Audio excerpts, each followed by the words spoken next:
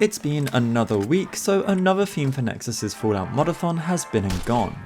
For those of you who aren't aware, Nexus are hosting a Fallout Modathon, and this runs from now until December 31st, in which you can make a mod and potentially win an all-inclusive trip to Vegas, where you get a helicopter tour of the Grand Canyon and more. The event's split up into weekly themes which aim to provide mod authors with some inspiration for their mods. And even if you haven't made a mod before, the Modathon Hub, which will be linked in the description alongside the news post, provides a YouTube playlist that might help you get started with making mods for both Fallout 4 and New Vegas. Last week's theme was Vault-Tec Experiments, challenging authors to take some inspiration from the vaults and come up with mods that seem like something right out of Vault-Tec's to-do list. Although we might have not got too many mods specific to the theme this week, we did still get some incredible mods that I really think you should check out. Huge thank you to Nexus Mods for sponsoring this video, and if you're interested in entering yourself, all you need to do is upload a mod and tag it with Fallout Modathon 2025 and you'll be in for a chance of winning the trip of a lifetime. But even if you don't end up winning the grand prize, there are still other rewards available, so give it a go. But with that being said, let's get into some of the mods. To start things off, we have a small mod that will take you to Vault 19.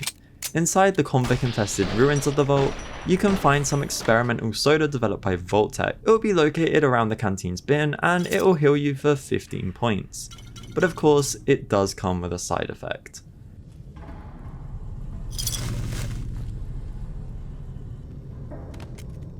It'll ragdoll you, and if this happens during combat, it can be pretty detrimental. For a small lore-friendly mod like this one, it's nice and adds something a little extra to this area. In contrast to the previous mod being small, however, we have a quest mod that I'm sure a lot of you will be interested in. The Ballad of Bobby Bass by SomeRooster is a continuation of Bobby Bass's story from New Vegas Killer. For those of you who've played the Some Guy series, which you probably should before playing this one, or at least New Vegas Bounties 1 and New Vegas Killer, this quest will feel right at home alongside them. It was like the seas had parted, and Moses was guiding me on to my vision of robust titties and neon lights. You'll find Bobby rummaging around Goodsprings after reaching level 30 and siding with the settlers during Ghost Town gunfight. He's not exactly doing the best since he dealt with his former employer, the judge, but we can help him get back on his feet. It'll let us see another side to the character that we really didn't get to see at all in New Vegas Killer. Although despite his newfound compassion, at the end of the day he is still Bobby Bass. I think it's a beautiful thing, especially the subsonic variants. You see they go at a velocity lower than the speed of sound, so you don't get the crack or whatnot, just a pop of the primer going off, and people can't tell you where you are at. You know, you just get people getting turned off in the darkness and without any fuss or noise.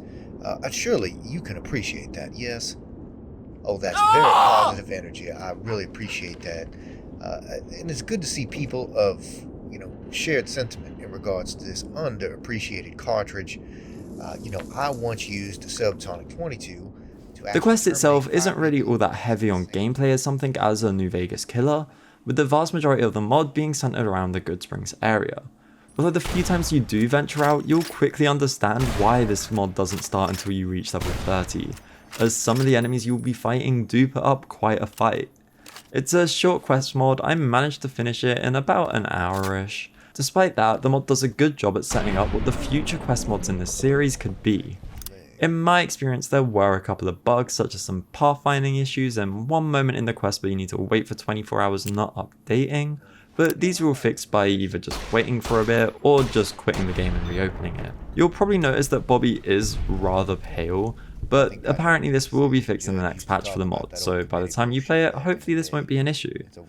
The other NPCs didn't suffer from this though, so it is just Bobby, but yeah. Another mod by SomeRooster is Limited Edition, which you can start after completing the 3-card bounty quest at Camp McCarran. You know, the one that will see you hunting down the theme leaders and retrieving their heads. Upon finishing this quest, you'll be able to find a new NPC, Eli, who's staying in the apartments near the Thorn. He asked us if we could check in on his friend who he's been radioing that's down in Searchlight.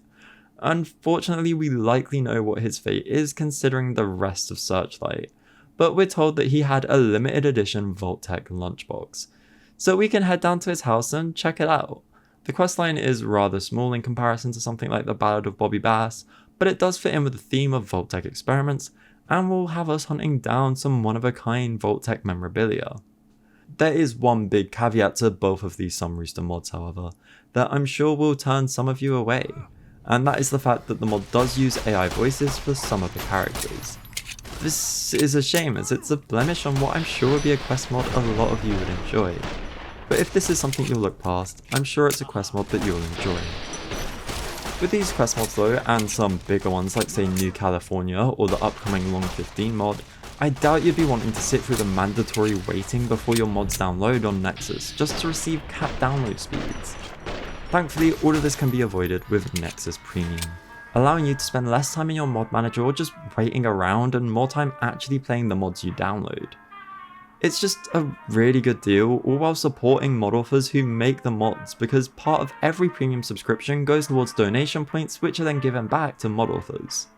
There'll be a link in the description going over just what the premium benefits are, and if you're interested, definitely consider checking them out, as it does help speed up the process of modding these games. Have you ever wanted a box though?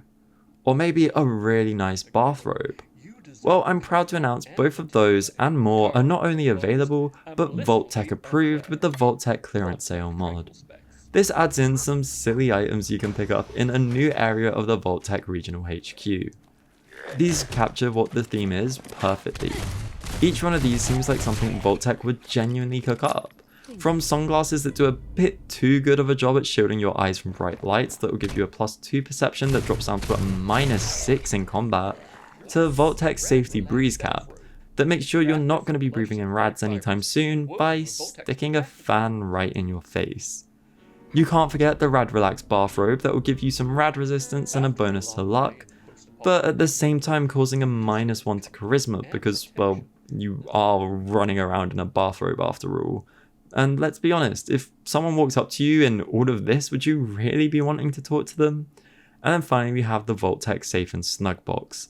For those unlucky enough not to get a slot in the vaults, they can still have some form of protection with this Vault-Tec approved sanctuary. It is possible to hide in the box, but with Fallout 4's physics system it can be a bit of a challenge. They act like mines that you can throw around and put on top of yourself, but I really couldn't do this. I got close but ended up just putting it on dog meat, which was admittedly pretty cute. This mod is some dumb fun, adding in some more silliness to the wasteland while still being lore friendly. You even get some Vault-Tec adverts for all of these items via the speakers that are located next to them, which is really charming and just elevates this mod that much more. Has you covered. Introducing the brand new Vault-Tec Safe and Snug box. Crafted from high-quality reinforced cardboard and lined with genuine thin lead foil, the Safe and Snug box offers affordable protection for the whole family right in your own living room. Just unfold, crawl inside, and let Vault-Tec's innovative containment technology do the rest, because when the big one drops, you deserve peace of mind and a cozy fit. Staying in the Commonwealth because, well, it just got frame generation by Doodlem. And it's really as simple as just installing it the same way you would any other mod. So now when exploring some of those more intensive areas of Fallout 4 where you'd often receive stutters like downtown Boston, you'll notice that they'll basically be gone. The mod uses AMD's Fidelity FX frame gen and it's really good. I mean, I really had to cap my FPS down to 10 to even begin noticing issues with the frame gen. Because this is done on a game level as well, it means that your UI is gonna be perfect. You won't be having any squiggly bars or anything of the sort. Even if you don't think you need frame gen, you should still really pick this mod up, as it will smooth out those stutters anyways that happen even on the best of rigs. It does require you to have a GPU that supports DX12, and out of the box it will be disabled if you're playing on a monitor below 120Hz. However, you can force it to be enabled either via the mod's INI or picking up the optional file on the mod page. It supports the Upscaler mod that came out a couple years back, and the best part is this works with EMBs too, which is just amazing. I can see a lot of people who maybe can't run EMBs at a consistent 60 FPS, picking up this mod and finally being able to have an enjoyable, good looking Fallout 4. A mod like this is kind of hard to show off, and it's something that is admittedly out of my depth. I'm no Digital Foundry after all. But what I can say is that the game does feel so much smoother with this installed, and is one that you should really pick up. But heading back to New Vegas, we have yet another mod adding in some more Vault-Tec experimental items. This one being the experimental gas grenade by Outlander. Heading over to Vault 22, on the last floor of the vault, sitting on a table will be 2 of these experimental grenades alongside a recipe to craft them.